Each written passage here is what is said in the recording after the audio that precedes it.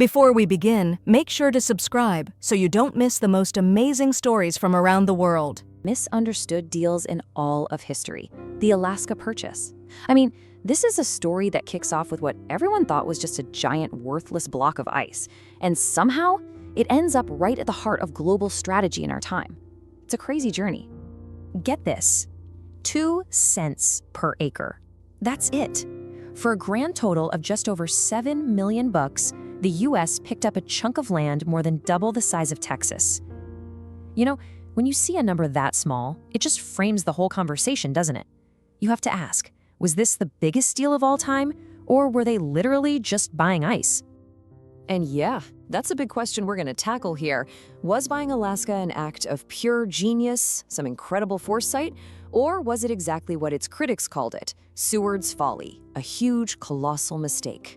To figure that out, we've got to rewind the clock. We need to go back to a time when America wasn't even part of the story. All right, Section 1, from Russia with furs.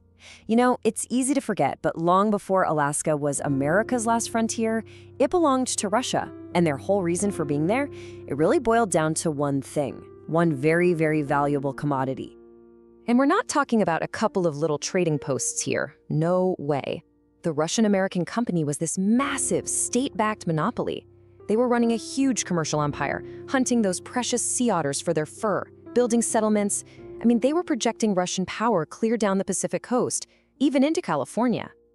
And look at this. This really brings it home that we're not talking about some distant, ancient history. This building right here, it's the Erskine House in Kodiak, and it's a physical, tangible reminder of that Russian era in America. This was a warehouse, stuffed with those valuable furs. It's a real piece of an empire that was, well, about to disappear. Which leads us right into Section 2, a deal of ice and empire. Because by the middle of the 19th century, that Russian-American dream, it was falling apart. It was turning into a total nightmare, and honestly, they were getting desperate for a way out. Okay, so here's the key thing to understand. Russia wasn't selling from a position of strength. Not at all. The fur trade had totally collapsed, their company was flat broke, and they were basically terrified of 2 things. First, that American prospectors would just pour in and take the land anyway. And second, that if they ever got into a war with their big rival, Great Britain, they'd lose it for sure. Selling it wasn't just an idea, it was pretty much their only real option. But back in the US, oh man, this idea sparked a huge fight. On one side, you've got Secretary of State William Seward. He's looking at the big picture, seeing strategic value, a chance to grow American influence, you know, that whole manifest destiny thing. But pretty much everyone else, the public, the newspapers, they just saw a giant, useless, frozen wasteland, an icebox. I mean, this quote just says it all, right? Why should we invest in icebergs and polar bears?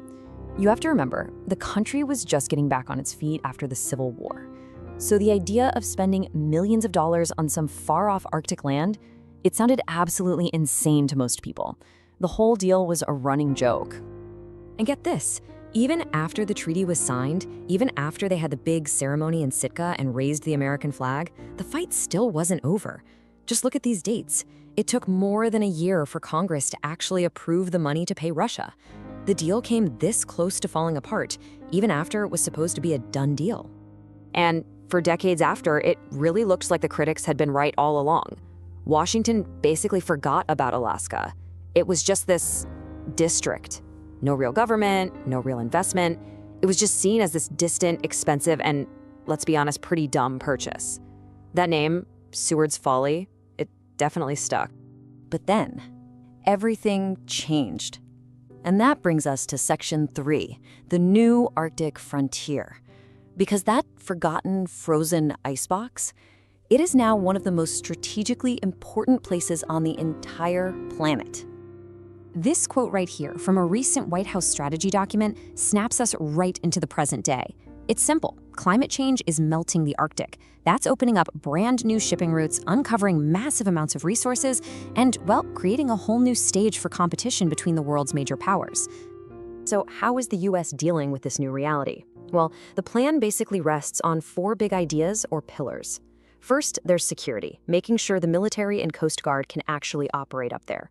Then you have climate change, which is a two-parter, trying to lessen the damage while also helping communities deal with the changes. Third is economic development, building a real, sustainable future. And finally, international cooperation, trying to make sure everyone plays by the rules and the region stays peaceful. And listen, this isn't just talk. We're talking about real money and real action. This means more military training exercises in the Arctic. It means strengthening crucial infrastructure, think ports, airfields, and this is a big one, building more icebreakers. The Coast Guard needs them to be able to stay out on the water, especially now that those waters are open for longer each year. But look, this whole strategic shift, it's not just about ships and military bases. It is absolutely about people. For the Alaska Native communities who have been there for thousands of years, climate change isn't some abstract concept. It's a crisis happening right now. Their coastlines are literally washing away. The ground is melting beneath their homes. It's a direct threat to their entire way of life. So the economic plan for Alaska today has to be totally different. It's not just about drilling for oil or mining for minerals anymore.